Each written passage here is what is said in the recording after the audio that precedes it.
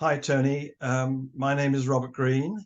I am a 78-year-old retired Royal Navy commander living in Christchurch, New Zealand. And I emigrated out here in 1999 after we got married. And basically, I spent 20 years in the British Navy from 1962 to 1982. And then I gradually came out against nuclear power and then finally nuclear weapons over the next 20 years or so. In the process, I teamed up basically with Kate, my wife, and she'll introduce herself now. Hi, Tony. I've been in the peace movement for 40 odd years, not just as a lecturer at university. I have a PhD in peace studies, but I've also, with Rob, helped take a case to the International Court of Justice to try and get nuclear weapons declared illegal. That's what my PhD is on. But I've also been an advisor to our government and to the UN Secretary General on both disarmament education and all disarmament matters, in fact.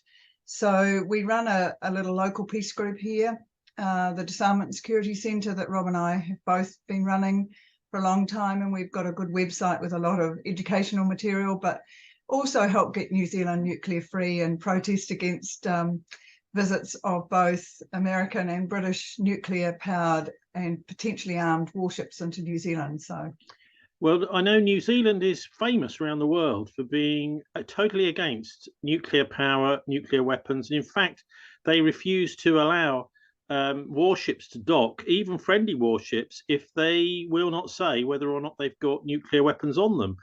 So I imagine, Rob, if you can just say something about you have emigrated from the United Kingdom to New Zealand. Is that why?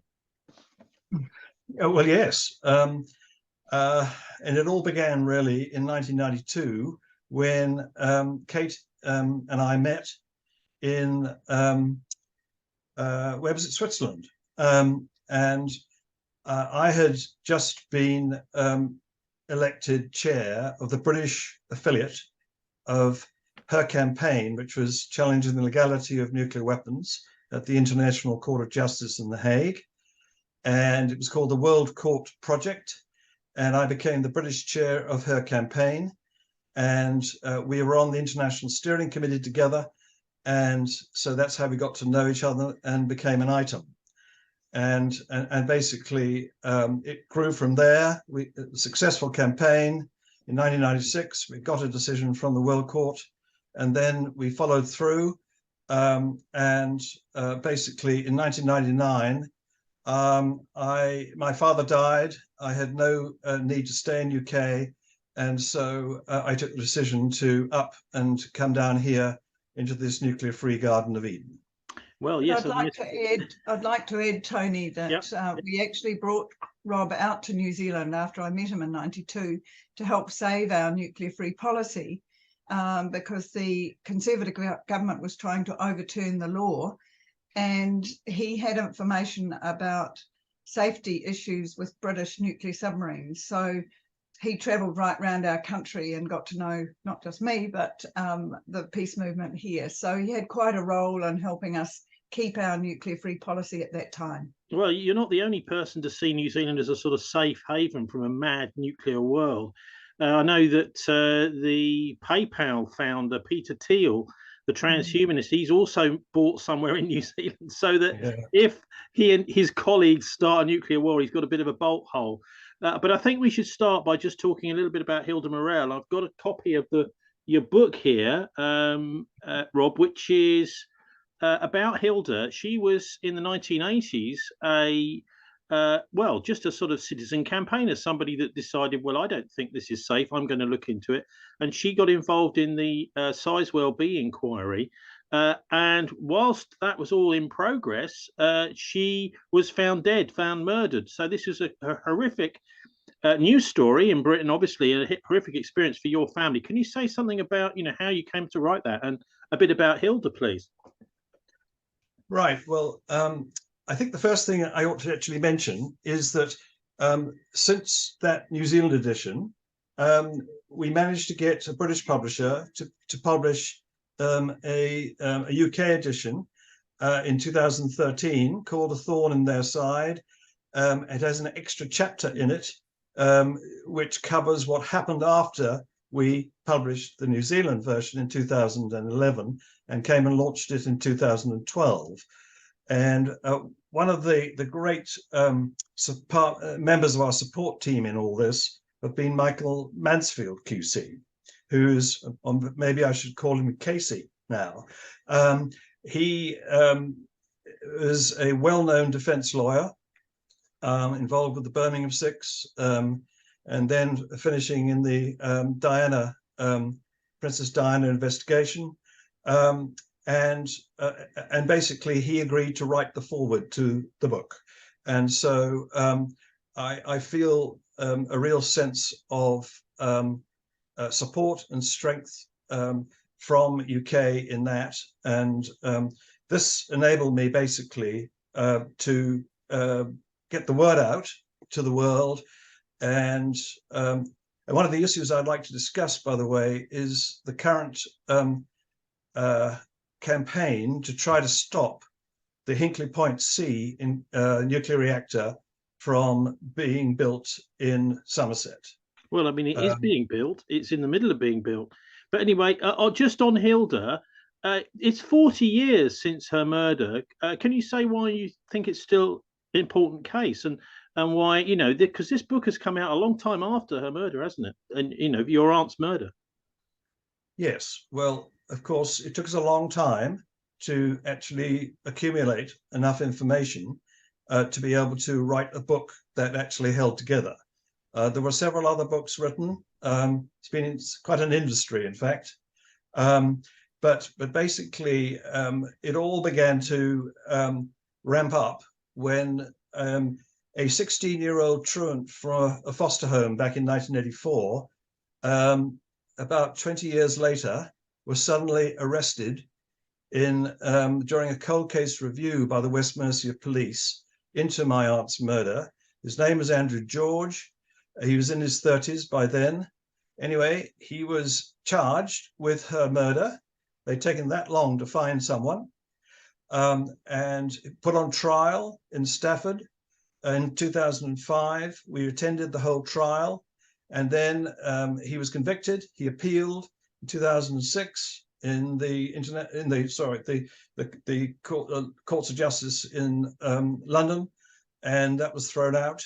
And he has been in jail ever since, for over 17 years now, refused parole several times.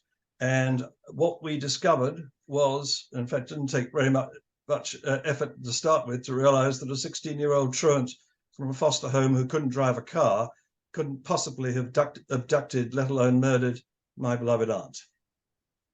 Well, this sounds to me like possibly another great miscarriage of justice, but one of the greatest miscarriages, a bit like things like the Hillsborough disaster, is that the British justice system really doesn't seem to work properly. It's horrifying that it should take 40 years for basic evidence, you know, to come out for you to be able to put together in a book form. Anyway, can you tell us what you did in the UK, you know, before you became a anti-nuclear campaigner? Because you were talking about being in the Royal Navy. You know, they also do have nuclear submarines, don't they? I imagine, you know, the Navy would have raised a few eyebrows at somebody like you who was thinking that maybe this wasn't an appropriate way to power a submarine. Well, of course, nuclear submarines are like underwater sports cars. They are the ultimate in submarine design.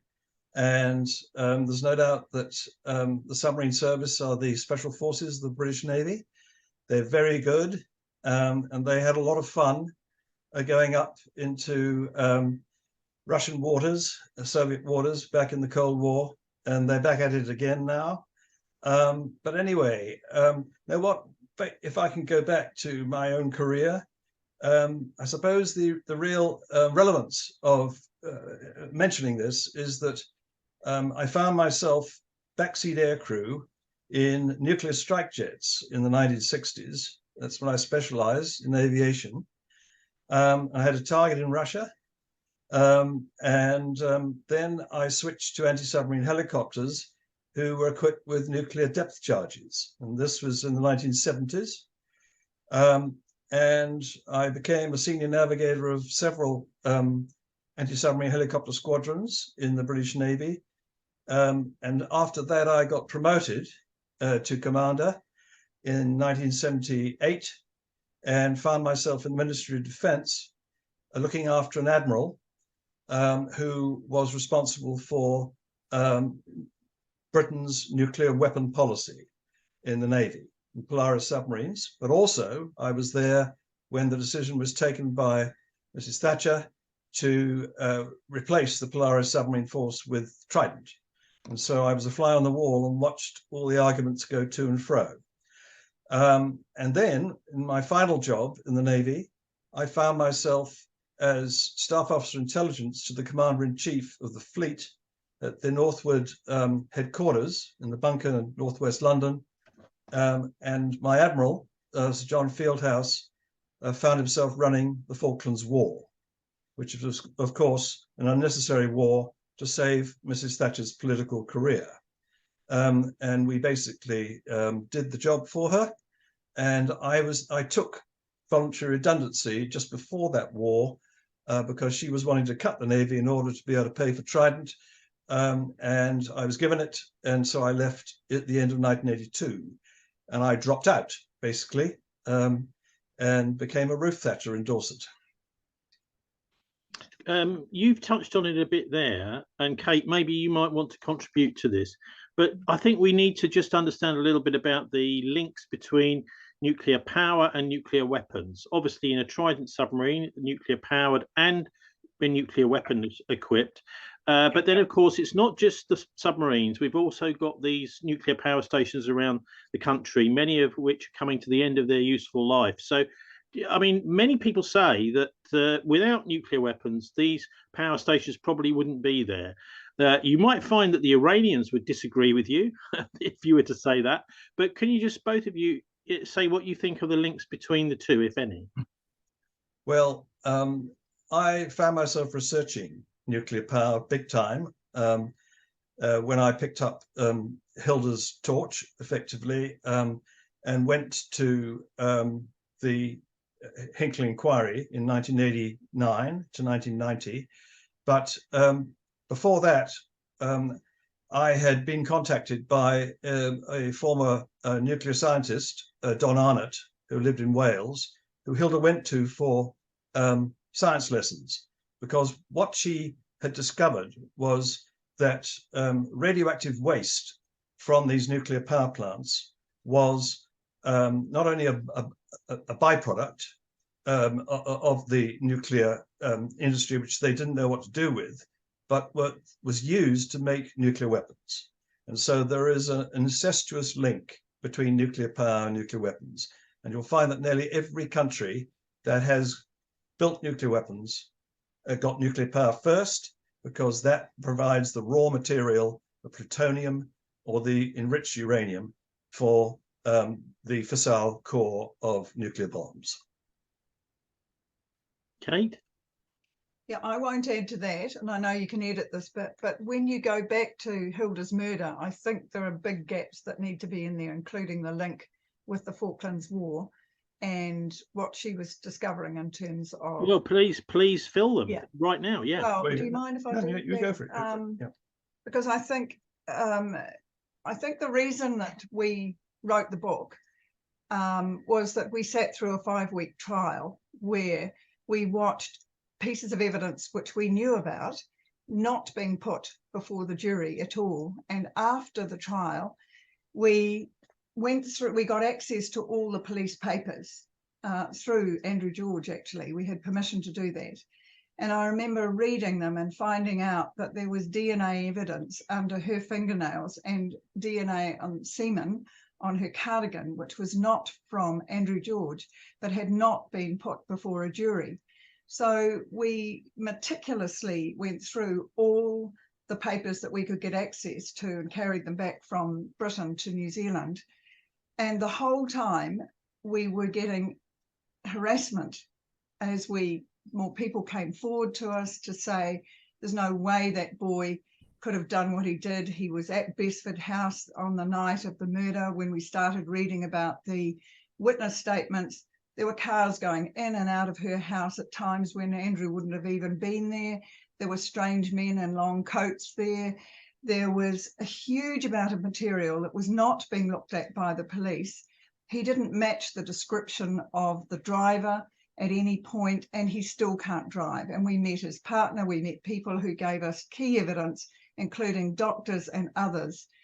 So it forced us to write the book. I did a lot of research for Rob and then help with the writing, because we felt that the story had to get out there. There is definitely a miscarriage of justice. Both of us have met him in prison.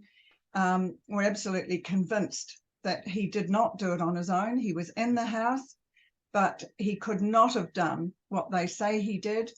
And even if he did take £40, he has done his time for aggravated burglary many, many years ago. He should not still be in prison 17 years on. So I think that the book caused a stir in New Zealand to a point where our politicians were very concerned that both of us, as leaders in the international disarmament and peace movement, were being harassed with break-ins to our house, our mail being intercepted, all my UN Secretary General papers were being intercepted. It's absolutely unbelievable that this was happening in New Zealand, right from the first letters we wrote to each other. Why is that happening if Andrew George is the right man? Why is it still happening to us? Why are the boxes of books of the new edition coming from Britain here? Every single box is cut open and tires are slashed at different times in Britain or here. They must not like us exposing what we know about Hilda. And Hilda, before she was abducted on that day, she was ringing people in the peace movement in her local peace group to say, I've got sensitive papers, I need them published. Where would I get them published? I'm coming to the meeting tonight. Can you bring a stout bag? And she never got to the meeting. She was abducted that day. Now, what was it that she knew that is still so sensitive to the British government? She knew a lot about nuclear power. She knew a lot about nuclear weapons, but because she was a spy, potentially from Bletchley Park, and people have come forward and told us this, what did she know that has still not come out, that is sensitive enough that we still get harassment both here and in Britain? Sorry, can you just clarify what you said there about Bletchley Park? Rob can answer this one. Yes, it was very interesting that when we launched the first edition that you've got of the book in Shrewsbury in 2012, we had a huge public meeting.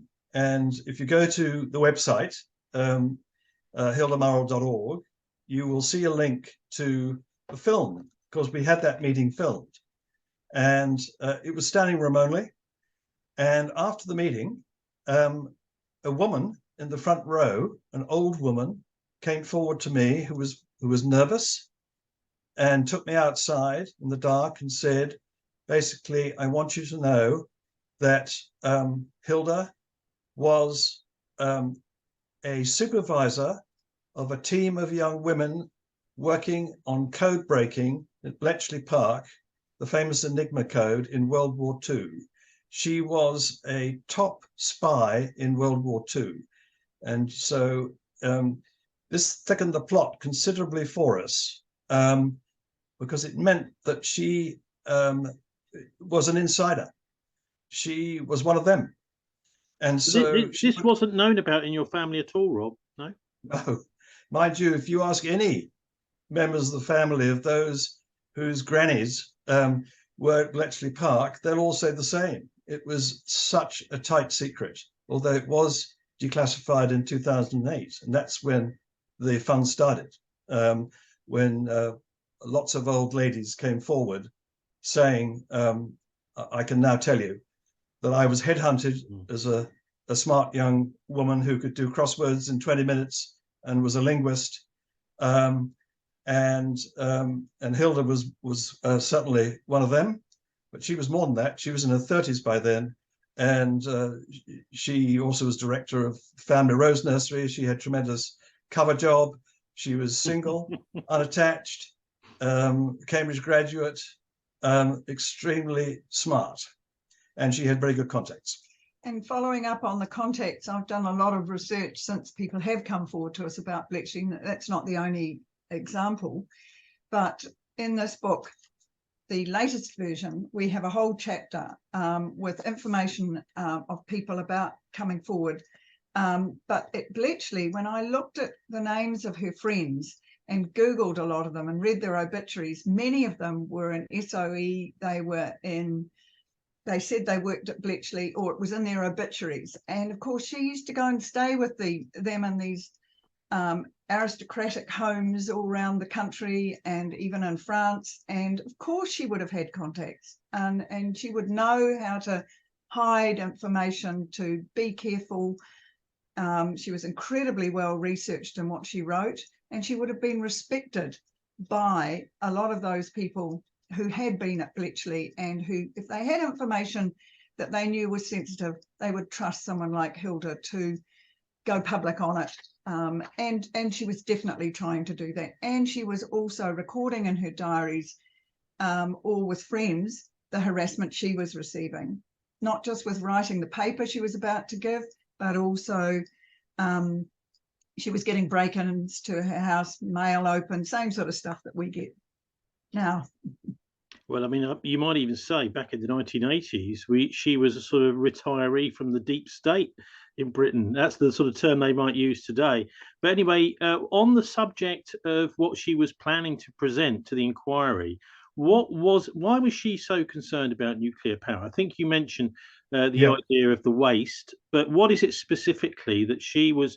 I mean, it sounds to me as if she may have had some kind of bombshell to bring to that inquiry, which may have swung the decision against the Sizewell nuclear power station. So, yeah, so why was she so concerned about it? What was her main concern?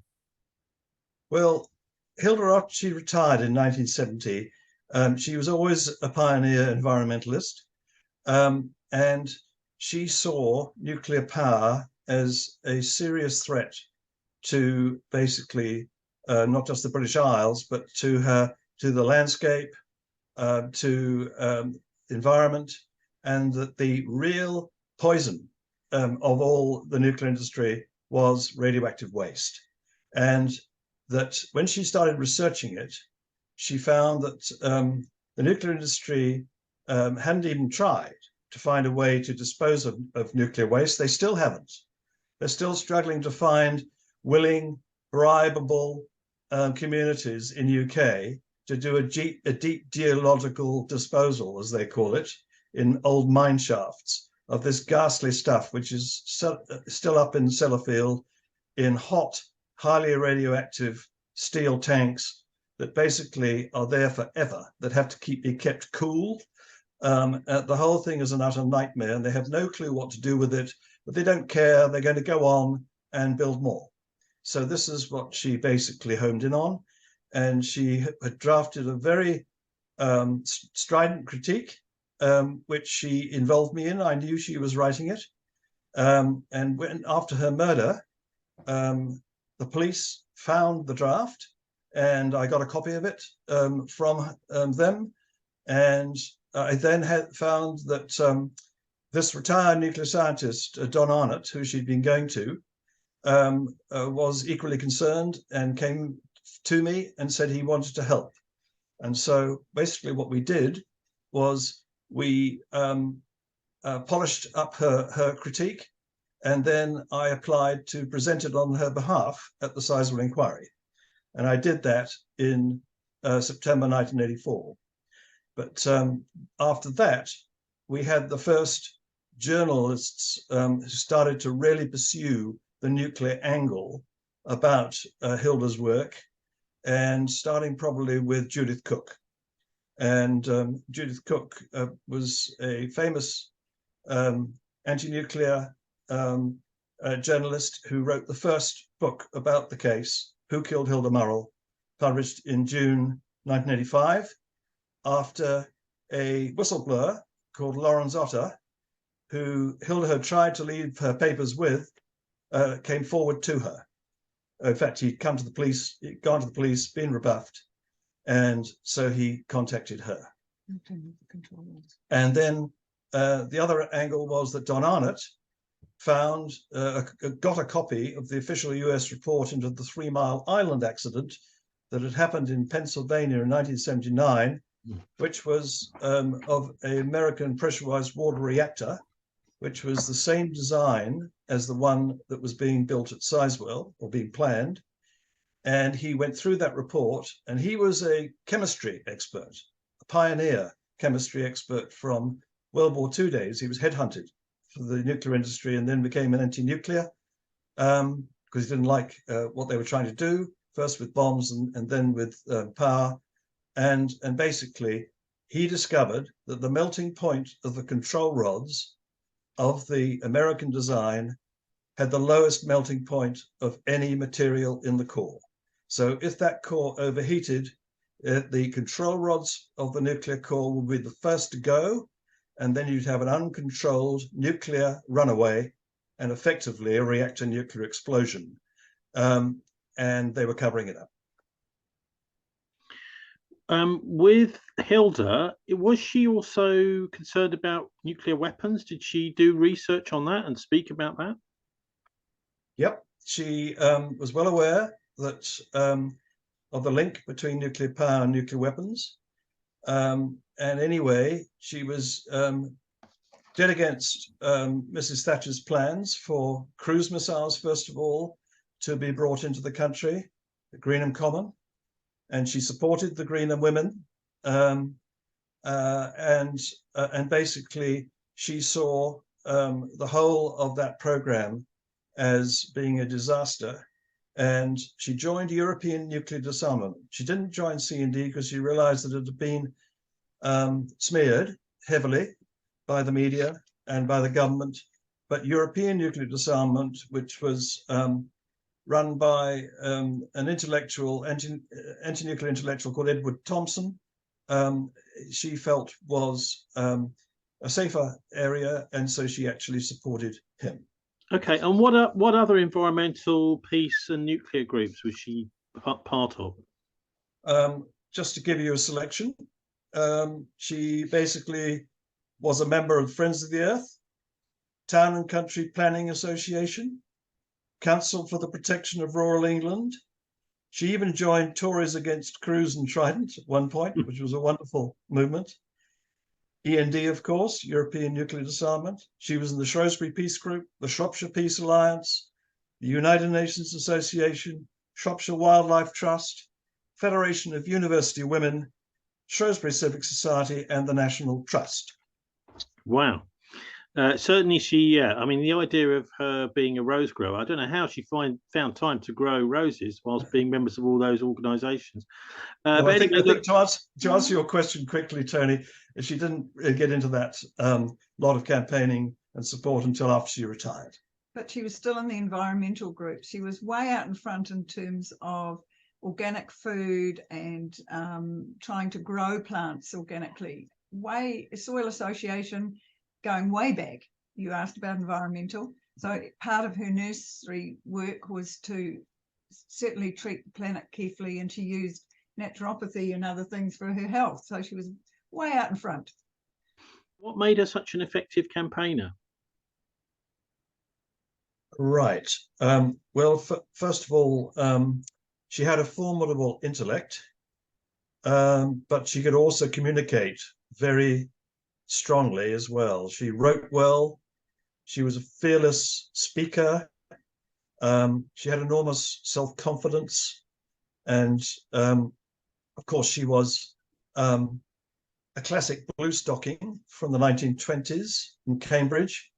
And they were a very high caliber network, and they were a network of women in UK, the first ones really to be fully liberated, if you like, by their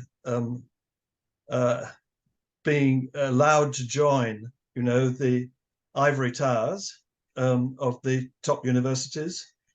and they made very good use of it. So she came back from that and was effectively headhunted by her father, who was sick, running the Found a Rose Nursery.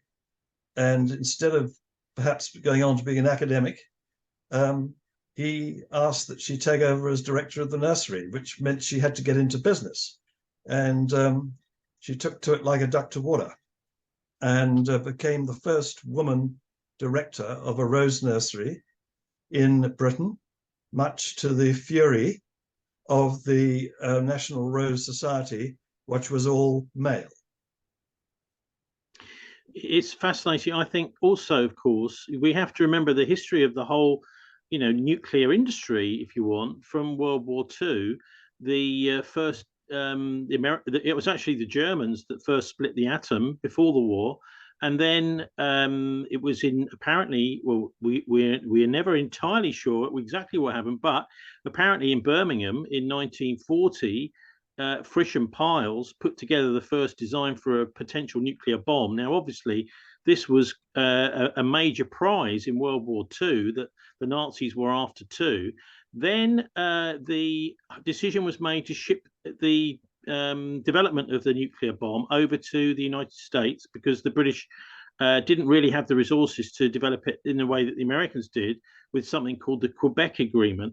And so I do wonder whether Hilda was sort of tied in with many people in the UK that were concerned about the actual decision to use nuclear weapons at the end of the Second World War in the Pacific on Japan, because there were a lot of doubts about whether that was actually necessary to do that or not. Maybe a demonstration could have been used to force the Japanese to surrender. So there was still, in the 1980s, many doubts around about the whether these weapons were really necessary in the world, and whether it was possible to sort of, as you are still campaigning to do, to actually make them illegal and to stop their use, because they're so indiscriminate. So I wonder if it might have been, Rob, her network of people who were, she's very, very well connected in with an establishment which was basically set its face against this very powerful new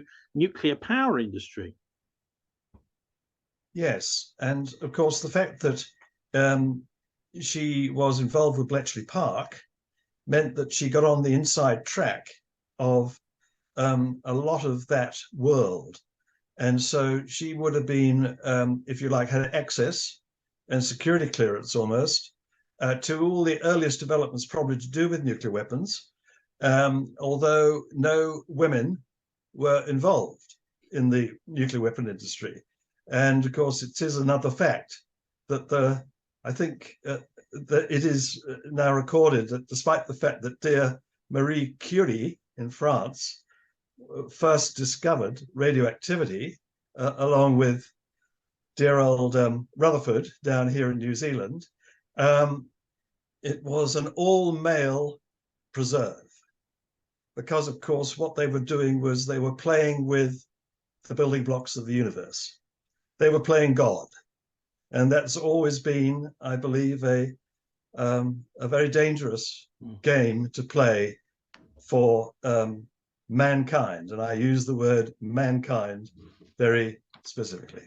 It's almost like this kind of philosopher's stone, isn't it? The idea that the occultists are going for almost like the one thing that they really mustn't touch. It's almost like a drug, this whole technology. And of course, there's a tremendous amount of money being spent on it. I mean, it's almost sucked in so much cash. We're looking now in the UK at the building of new nuclear power stations.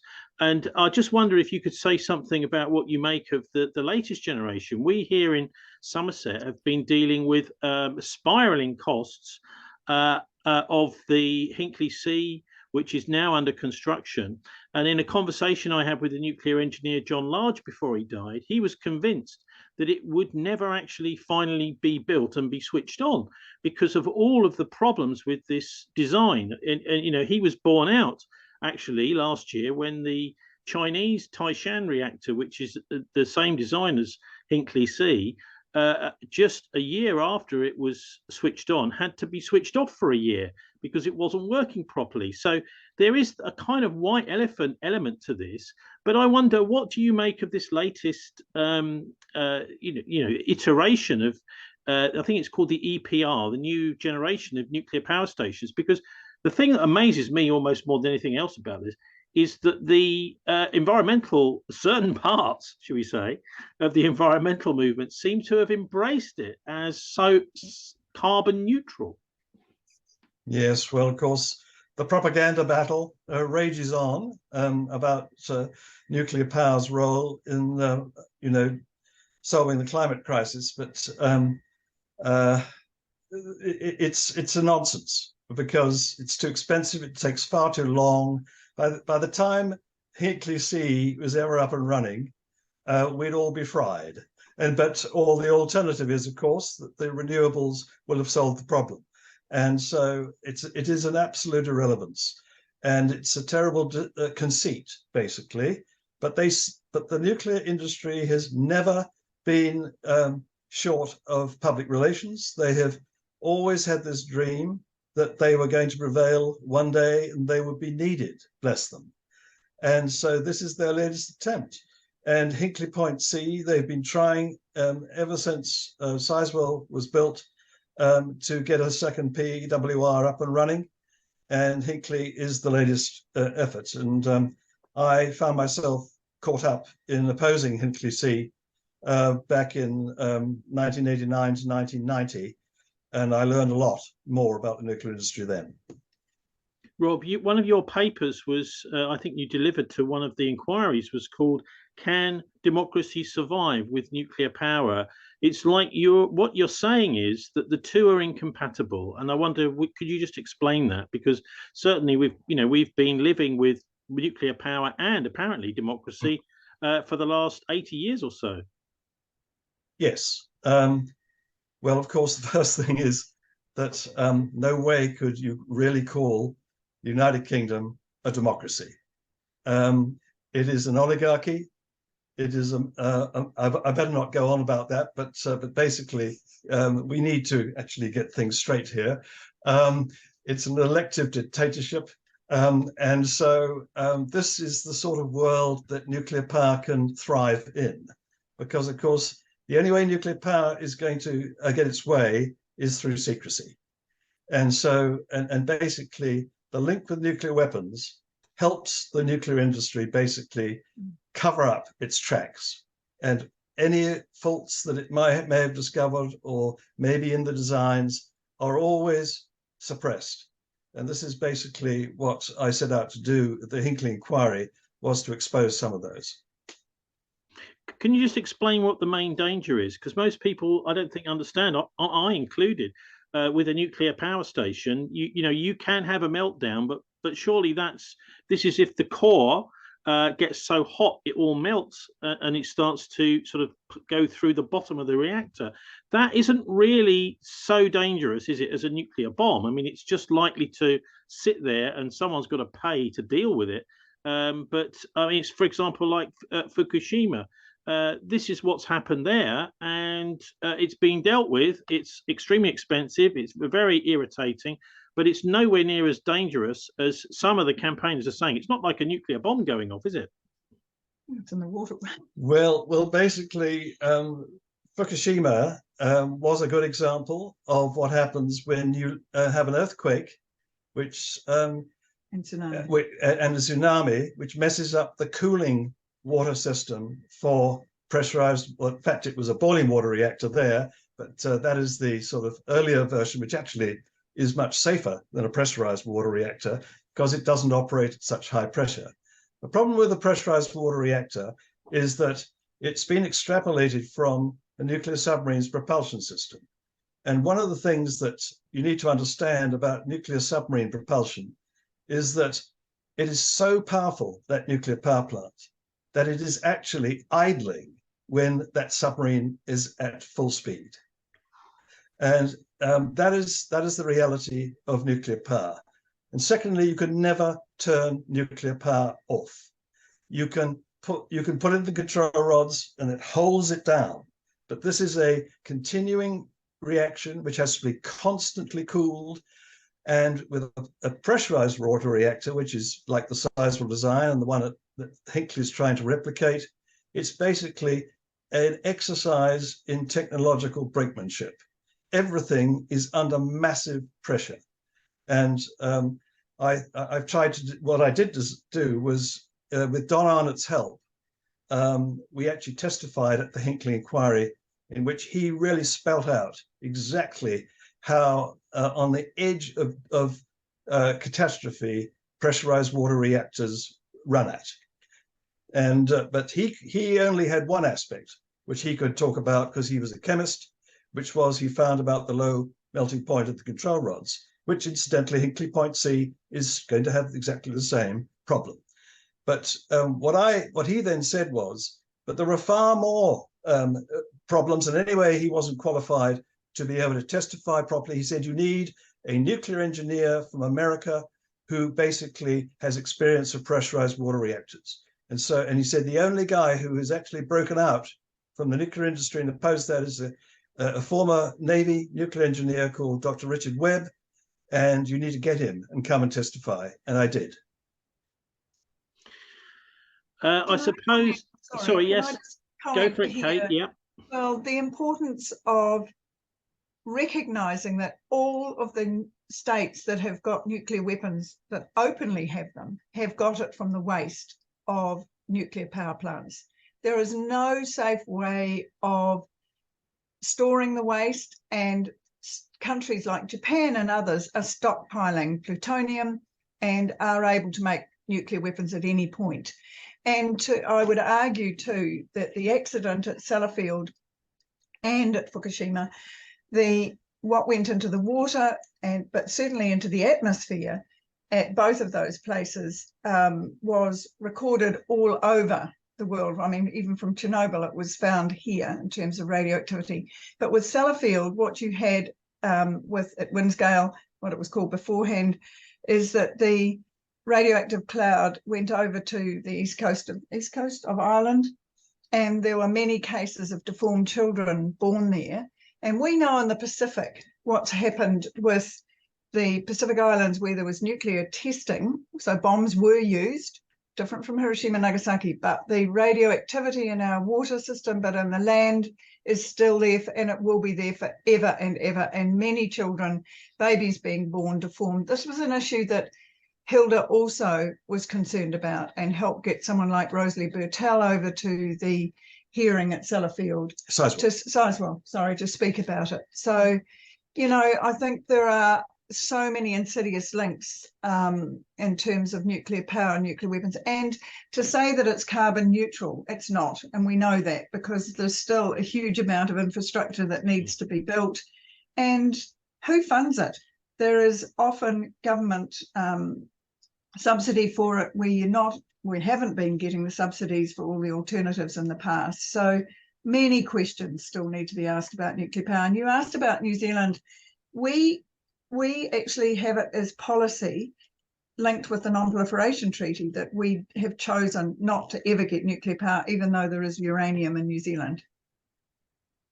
Well, so will you dig the uranium out and sell it to someone who will make? No, we will not do what Australia does with the French. So. Look, I must ask you, Kate, particularly, I mean, you can't reinvent this stuff. Aren't you really banging your hands against a brick wall saying that these nuclear bombs have got to go? Because, you know, for the powerful in the world, this is the one thing that they like to have behind their back when they're at negotiations to threaten other countries in order to win in those negotiations, isn't it? Yes, but we've had negotiations to get a treaty on the prohibition of nuclear weapons. We succeeded in getting that in 2017. The majority of states want a treaty to ban them. We've got it. It's been ratified because there's been enough states.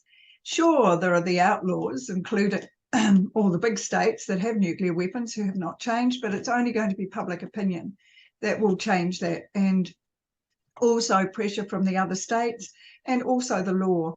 I think having a legal treaty now is huge. It took a long time to get those naughty states like Britain and others to come on board on cluster munitions and landmines, but they did in the end. And and on chemical and biological weapons, you have to have the treaties to make that happen, and that's why the work at the UN is so important on pulling those treaties together. Yes, but you know as well as I do that there's been a conflict in the Middle East which has been bubbling away ever since the Second World War. And now, of course, we know that the Israelis have got nuclear weapons. There's a nuclear weapons element to that conflict, which doesn't look like it's going away anytime soon, does it? No, and it's supported by the Americans, which is tragic and terrible, but and they haven't signed on to the non-proliferation treaty.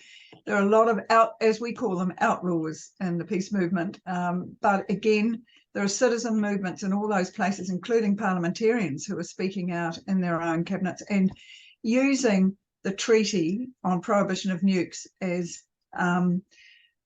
pressure points to say you've got to come on and sign for this. It takes a long time. It took us for a long time to get the P5, the permanent 5, to sign on to the South Pacific nuclear weapon-free zone and all the other nuclear weapon-free zones that we've got around the world. And it does take time, but I believe it will happen. And it's the only way you can do it is through treaties. Yeah, and at least there is one element that these weapons, even some military people see as unusable simply because of the consequences of using them. But can we finish with the sort of, it's a bit of an open wound with Hilda's story, that is to say, Andrew George. Is there anything, do you think, that that we can do, Rob, with the inquiry? Yeah, yes. What is going on with him? Because obviously we've even seen a news story recently I was reading that one of his cellmates has said that he was one of his cellmates has said that he was not alone, that he had accomplices, because he's been chatting about this to them in their cells. And this is quite obvious. The people that committed this murder are still at large if they're not dead already. Now, Andrew George is going to be kept in jail, we believe, forever. This is the British Gulag, because he was a key witness to this state crime.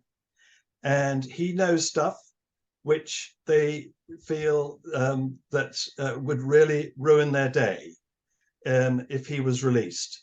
And in fact, he probably would not survive very long if he was released. He's now institutionalized, and I think probably he's happier and quite philosophical about it, that he's in the safest place at the moment, because he had this terrible secret about what the British deep state really did about my aunt. And so that is one problem. But the other aspect, of course, is that it would blow open the whole edifice of nuclear secrecy and double dealing and viciousness of the nuclear state. But I believe we need someone to come forward who has information from the outside. And there are people, they have tried to come forward to us. They have tried to get information to us. This blog may help, and I think films about Hilda may help get people with a conscience to speak out, because there are people definitely who know. But I mean, Andrew is a key witness. I mean, he almost certainly, knows the names of, etc., the people that did this, no? He won't know the names. He won't know the names, but he will have seen that there were other people involved, and it was far more complicated and sinister than the police have made out. Well, we'll certainly be following it, and I think you're absolutely right. It was one of the things I noticed was the BBC drama series The Edge of Darkness came out round about the same time all this was happening, didn't it? Just the year before Chernobyl. How about that? In 1985, which, if anyone hasn't seen it, I suggest you sit down and remember what the BBC used to produce back in the day before it became so much more controlled by the establishment. Finally, then, Rob and Kate, could you just say whereabouts online or elsewhere, and with books and things like that, if people want to follow up, they can read about this and keep an eye on what's happening with the nuclear debate, and particularly with Hilda's case still? Right. Well, if there is a website called, basically, very simple, hildamurrell.org. and we have there all the various sources, the films, the books, and I think that is a really good start. And maybe you'd like to just follow through on that. Yes, but also our Disarmament and Security Centre website's got a lot of information on it. It's just disarmsecure.org, and you'll find copies of Rob's books. Debunking Nuclear Deterrence and Security Without Nuclear Deterrence are on that website. And the last one is the Stop Hinckley website, where Rob's draft chapter on what he did in terms of opposing Hinckley many years ago is up there as well and featured. And that is stophinckley.org. Well, the Hinckley Power Station is the biggest white elephant I've ever seen in my life. It is unbelievable. And in fact, chatting to the nuclear scientist Chris Busby, who's done a lot of work into the low-level radiation campaign, into the leukemia clusters around these nuclear power stations, he's convinced that it's just a boondoggle, basically, where the people who are constructing it are going to make a fortune. But actually, when it comes to it, the thing probably won't even work. But anyway, from Bristol in England to Christchurch in New Zealand, Kate and Rob, thanks very much for joining us. Thank you. Thanks so much, Tony. Bye.